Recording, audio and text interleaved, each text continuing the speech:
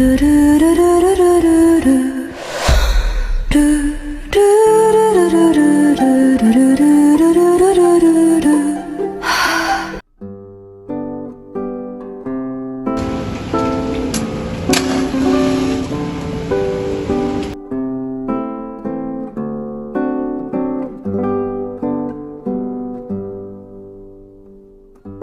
si Jose Prudencio Rizal. Ako ay nagsagawa ng isang aklat na nagkangalang No Limitang Ere. Tungkol ito sa ating pagiging makapilipino. At ngayon, ipapakilala ko sa inyo ang ilan sa mga tauhan sa ating kwento. Si Sisa, ang ina ni Basilio at Crispin. Doña Victorina, ang nagpapanggap na mistisang Kastila. Si Doña Consolacion, may malaswang pag-uugali. Iya Isabel, ang tumulong sa pagpapalaki kay Maria Clara.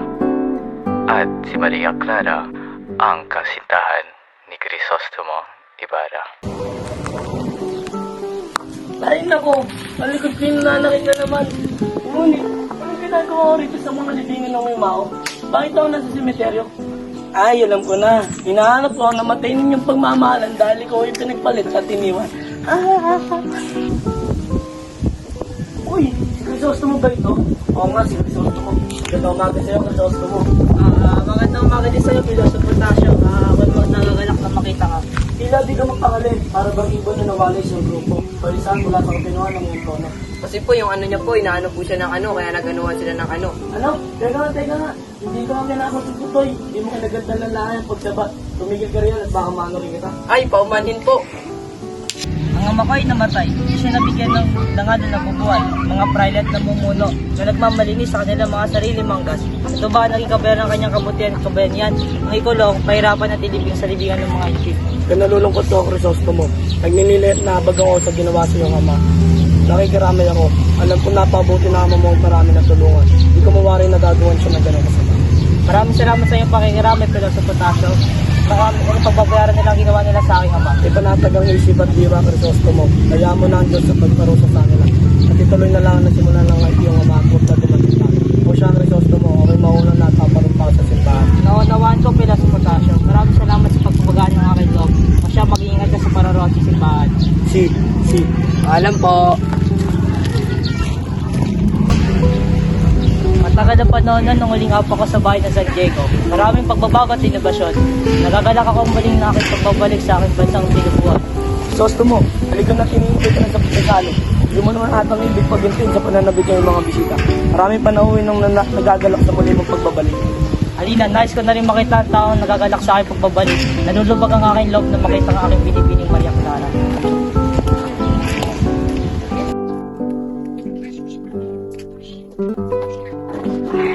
Crisostomo, nandiyan ka na pala. Matagal na panahon nung huli ka namin nasaksiyan. Marami na ba sila at ng gumawa? Kinakagalak ko ang inyong mga papugay. Masya ako, nagbalik na ako sa San Diego. Pasya, maiiwan ko muna kayo at may babatiin akong bilang na nalima ko sa ganda sa San Diego. Nariyan na pala ang anak ng Erey at Filibustero.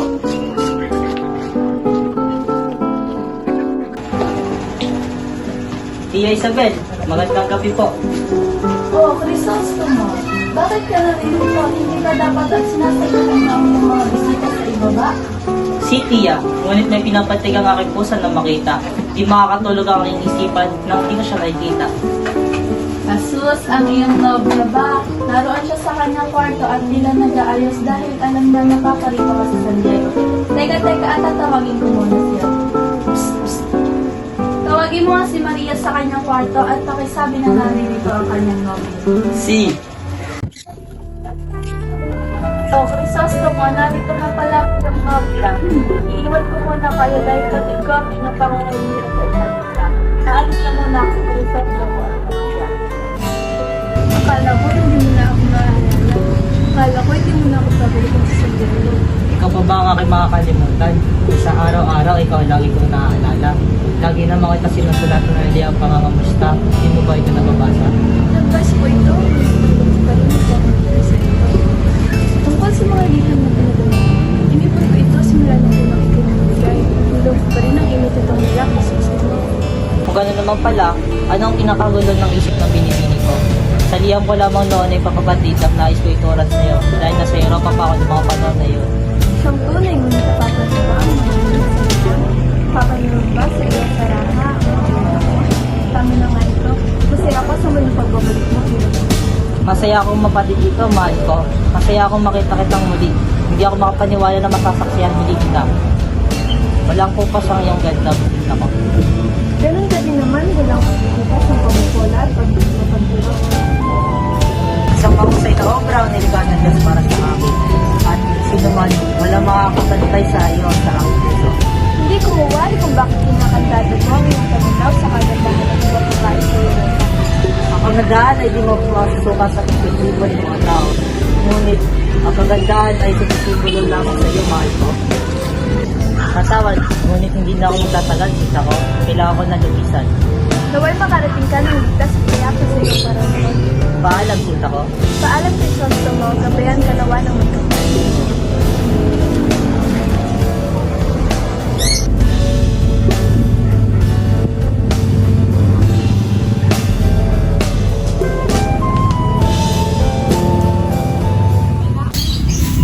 Pero sa potasyo, ano lusog naman po ng mga alaga mong hayop? Oo nga po pala. Maayo ba akong makahingi ng tapang baboy na mo at patong bukid? Pagsasaluhan sana namin ng mga anak ko mamayang kapunan. Oo, ngunit sa pagkakalam ko, kita na lang natitira sa patong bukid. Kunin mo na lang doon at huwag ka na magtira at iuwi mo na. Opo, maraming salamat po. Sigurado akong matutuwa ang mga anak ko sa inihanda ko ulam. Buti na lang nakapanghingi ako nito kay Pelosi Potasio. Siya akong matutuwa at maglalagay ako sa crispy ng basilio. Uy, makakain na nga. Saktong-sakto. Nagugutom na ako. Kung sinuswerte ka nga naman, akin na lang to ha. Kailang masarap. Busog na naman ako nito. Pero para sa mga bata yun eh, Pedro. Kung gusto mong kumain, magtira ka naman para sa mga dalawang suki. Bakit ah? Nandito ba sila? Di ba wala? Kaya manahimik ka na lang. Napakamapang-busisi mo, wala ka namang tinutulong. Wala ka man lang tinirang para kay Crispin at Basilio, Pedro? O teka, bakit nagbobotones ka? Aalis ka na naman ba na hindi hinihintay ang mga anak mo? Ngayon sa sahod si Basilio. Ay sus, may piso ka ba dyan? Sa sahod mo pala si Basilio eh. Baka may piso ka dyan. Wala, Pedro. Hindi pa ako inaabutan ni Basilio at alam kong gagamitin mo lamang yan sa sabong at bisyo. Ay nako, pambihirang buhay to. O sige, wala din pala akong mapapala dito. Che, ipagtira niyo ako ng ₱1. Sige na, baka mahuli pa ako sa lakad ko.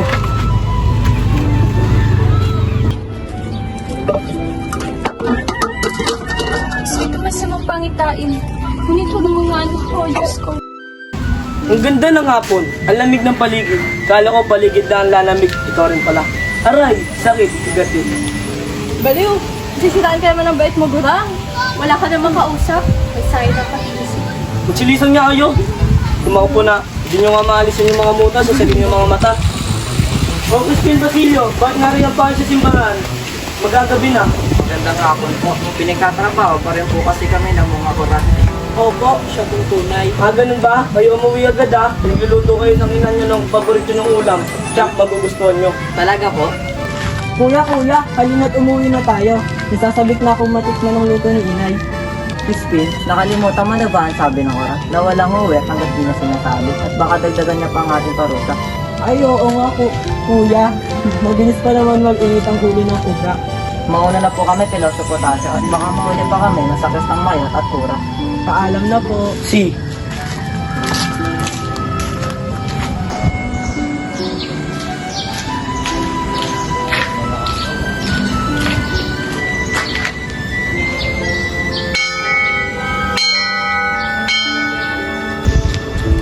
Oo nga pala, kuya. Ilan mo sasabihin mo ngayong araw?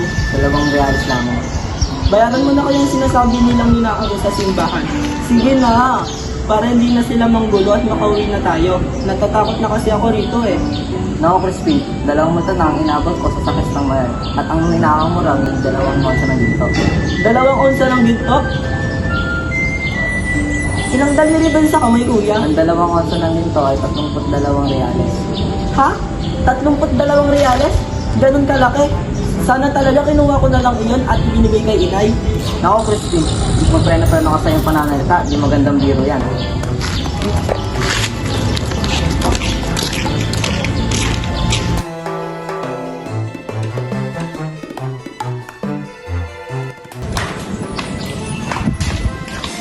Christine at Basilio, mga pasaway at walang kwentang mga bata. Ano ba? Kahit kailan wala kayong ginawang tama sa simbahan ito. Ikaw, Basilio, magbumunta ka ng 2 reales na pagka hindi magandang tunog ng iyong kampana. Alas 10 ka uuwi. Magbili po kayo sa customer at baka mawala ako ng mga body civil. Sasagot ka pa. Wala akong pakialam sa'yo kahit mamatay ka dito. Christine, sumama ka sa akin. Di ko naman po yun ninakaw eh. Wala ko ninanakaw na kahit ano sa kura. Di ba ko ang katunayan na ikaw ang siyang tunay na nagnakaw? Nakita po kita, ikaw ang nagnakaw sa kura.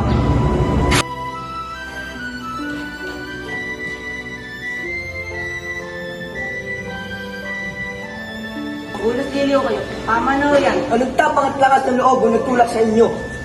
Pinagbibintangan niyo ba ako? Ang dahil dyan, sumama ka sa akin. Wag po, maawa ka sa akin. Kuya, wag mo kong bitawan. Mahal ko pa ang inay. Mawa po kayo kay Christine. Bitiwan niyo po siya. Nangyayari ka ba dito? Sumama ka sa akin. Babalik ako Christine. Hindi ako ng tulong kay inay. Naku po sa inyo. Pero kailangan pang gawin para sa kamakanan ni Christine. So hindi na siya mahuli ng mga gadget civil.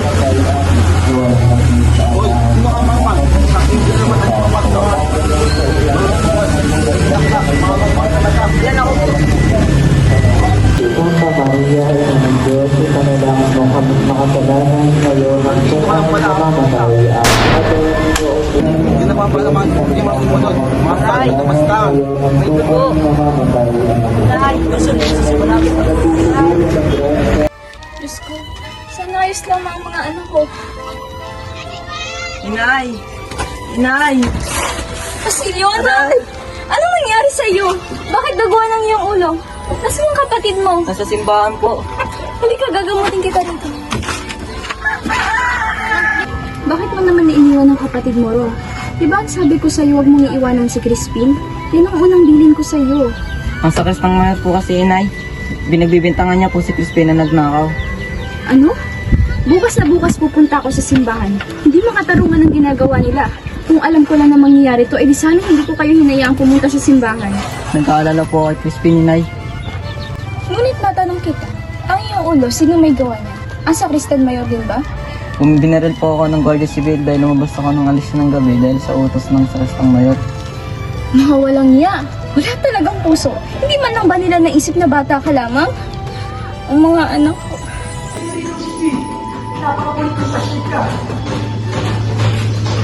Diyan ka nararapat. Inay! Tama na po! Ang inuman na ikaw ang nagnakaw! Huwag mo akong pagbintangan sa kasalanang hindi ko ginawa. Sinungaling ay siyang tugma. Kapatid nga ng magnanakaw ang sinungaling. Mahal na kura! Hindi po talaga ako nagnakaw nun! Maniwala po kayo sa akin tinuturan! Ang sakristan man po yun! Huwag po kayo maniniwala sa kanyang akusasyon, Padre. Nagsisinungaling na po siya. Sinungaling ka, ha? Aray! Tama na po! Maawa po kayo sa akin! Inay! Inay! Ayan ang nararapat sa'yo! Salot sa San Diego! Inay, tulong! Tama na po! Ang sakit!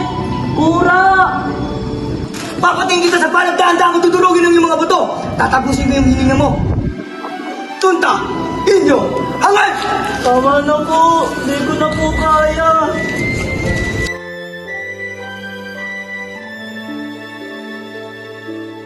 Crispin? Crispin? Nasaan po si Crispin? Ako po ang ina niya. Dito palang ina ng mga magnanakaw. Hindi magnanakaw ang mga anak ko. Napagbintangan lamang sila. Tumigil kayo. Hindi na kayo pang mga anak na magnanakaw. Sinungaling. Wala rin si Crispin. Lumangat sa kalagitnaan. Kaya nakapagsinungaling sila. Alam namin na tinatago mga anak mo magnanakaw sa mga nagkakamali po kayo. Si Basilio lamang nakauwi na gabi.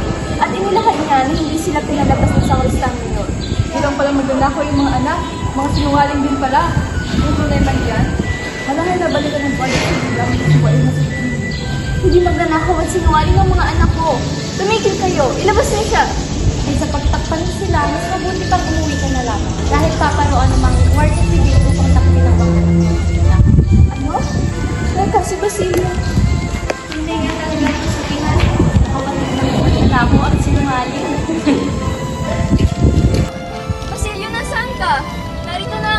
bahay? Narito siya. Nasaan ang mga anak mo, Sisa? Walang tao sa loob ni isa. Walang pa kasi lisensya ng mga bata. Basta mga anak mo, magnanakaw sisa, umamin ka na. Hindi magnanakaw ang mga anak ko. Napagbintangan lamang sila. Lumayas kayo lahat dito dahil wala kayong mapapala. Tinapatawa mo kami, binibining Sisa. Takbo niyo siya. Anong ibig sabihin nito? Pakawalan niyo ako! Wala sa tamang inyong mga ginagawi! Huwag ka na pumilya at sumama ka sa amin. Sa kulungan at tumututubos ng mga anak mo. Bitawan niyo ako! Gusto ko lang makita ang mga anak ko! Ano ba? Bitawan niyo ako mga dugyot! Dapat nila ang magbayad sa kasalanan ng kanyang mga anak. Walang kasalanan ng mga anak ko. Walang paniningil na dapat ipasagawa. Mga pang-abuso! Huwag mo silang pagtapan sisa. Lalo lang bubul yan. Pero, di ako magdadala ng dila. May itura ka naman kung tutusin. Ano nais niyo paliwanag sa tono at pananalita niyo? Makakalis ka lang din sa fate na rin kung pagbibigyan mo ng aming gusto, Sisa. Makawa na kayo. Paalisin niyo namin ang nais lang damhin ang presensya ng kanyang mga anak. Pagbigyan mo na kami at pagbibigyan ka rin namin. Saglit lang to ako, titiis binibini. Anong gagawin niyo? Maawa kayo. Maawa kayo. Tulong! Lumayas ka na at huwag ka nang babalik dito. Wala ka nang pakinabang, Lais, Indio. Sisa, lumayas ka na at baka may gawin pa ako sa'yo. Walang iya kayo. Sabi lang umalis ka na. Sasaktan kita pati ang mga anak mo. Anak? Anak ko?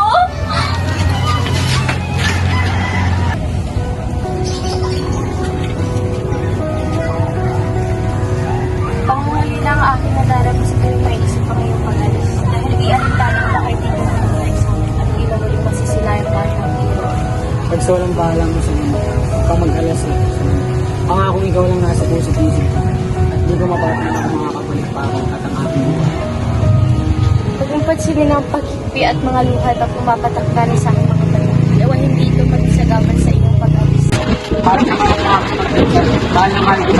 Alam ko kung gaano kalaki ang natin mo tayo sa bayan at sila ng katiniran tayo ay sila. Kapag kaibigan, dahil na ba ako na ano? Umiyan ng iyong nais at kung makikita man tayo sa mundo.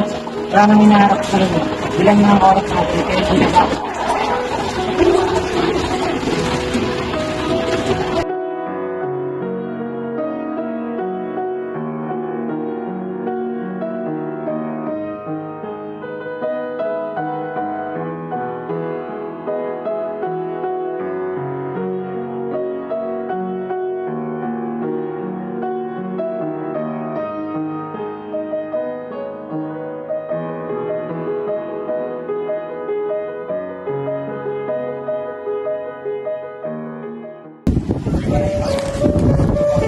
Ano ba naman itong mga idol na to? Hindi pa rin magbigay galang at bugay sa atin? Ako, tayo ang kakala sa kanila. Kaya dapat magbigay bugay sila sa atin. Siguro siya, kung kasi ito yung mga idol na yan. Ngunit baka ako'y kanilang gantihan, hindi ko ibig yun. Pweh, akala mo kung sino? Balat kayo lang naman. Hoy, anong malit mo? Hindi kita naririnig? Bakit ganyan ka makating sa akin? Kung sabihin mo, ingit ka lang sa akin na suotan.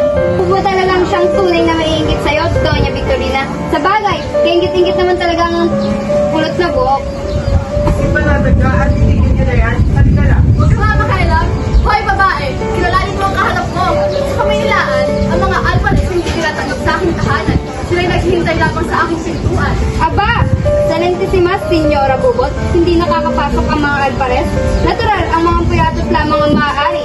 Hoy, Doña Consolacion, ako'y nakukutsa na makipag-usap sa'yo. Nais mo bang laban ng aking kasuotan? Huwag ka mag-alala, babayaran kita ng mas mahal. Batid mo ba na hindi ko alam na ikaw isang kamantera lamang? At akala mo rin ba hindi ko batid ang tunay mong pagkatao, Doña Victorina? Naibos, kaya ng aking asawa nagbabait kayo at nagpapanggap lamang na Doña. Ano ba, Sigila? Hinahanap mo ba talaga ako? Bumaba ka dito, hanapin mo ako. Aba! Hinahanap mo talaga ako, ha?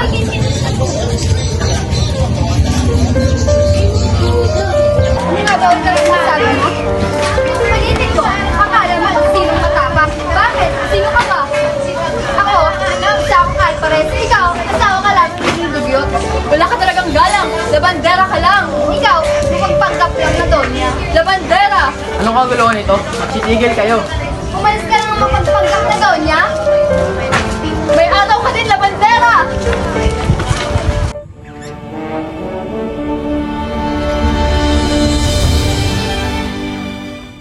Consolation, dito ka nga at huwag na huwag ka lalabas sa pamamahay ko.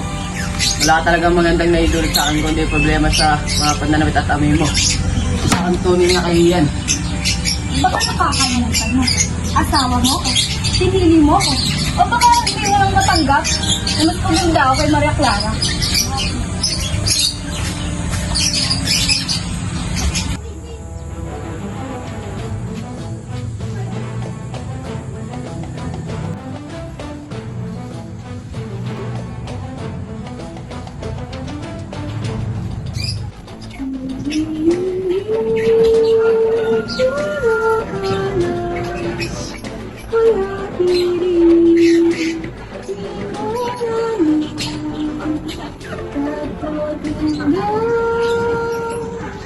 Mga alipin! Señora. Te escucho cantar es muy ruidoso. Necesito, señora. Muy bien, ¡Ve por allá!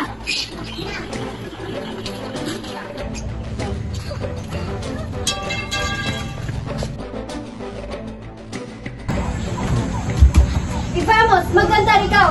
Ikantar, ikantar, ikantar, ikantar! Tu Espanyol, Tagalog. Ang sa akin ng Donya, kumanta ka raw.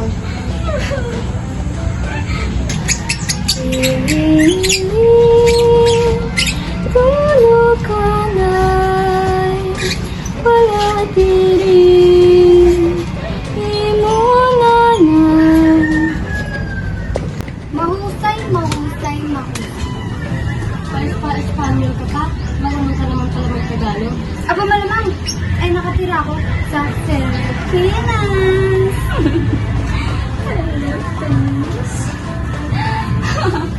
Pilipinas. Ano nakakatawa din? Mang-mang, Pilipinas yun. Ikaw ang mang-mang. Pilipinas kaya yun? Ang bastos ka! Pilipinas kaya yun? Konsolasyon, at ka talaga sa ulo. Mga alipin, bisa yung sisisa.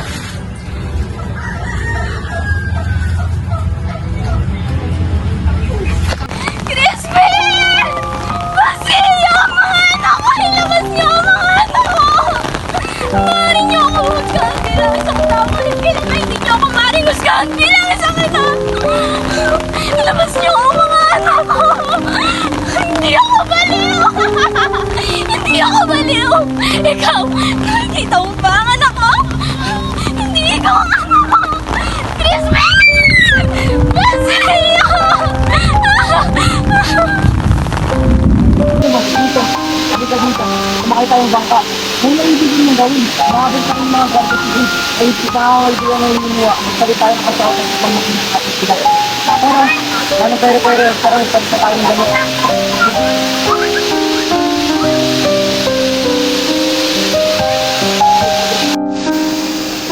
Yun siya, dito ako, paglaban mo ako sa Pilipinas. Maraming salamat sila. Tatanong ko lang. Ay, ito mo. Nasa kaliwa.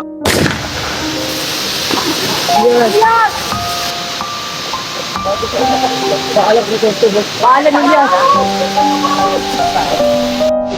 Pati na si Cristostomo. Tubalitan natin ang pagkamatay ng anak ni Rhea at Pulipistero. Tara ka na.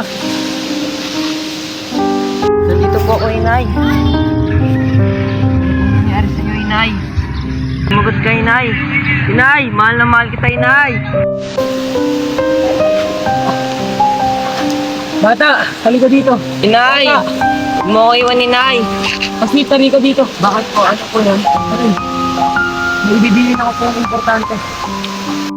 Kaya na bang yung Inay? Masarap po yung second ko kasi ilang ito. Kumuha ka ng kahit at sinubin ng aming bakal. At pumunta ka sa dagat at magiging ka. Pamamatay kami ng pinag